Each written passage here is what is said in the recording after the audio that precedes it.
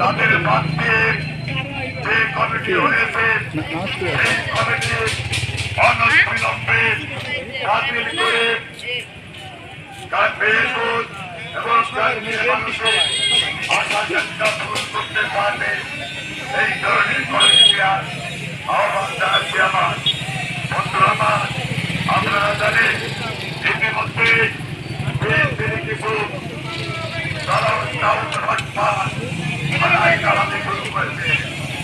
এবং যারা রাজপথে আন্দোলন করেছে পুলিশকে তাদের হয়রানির চেষ্টা করছে।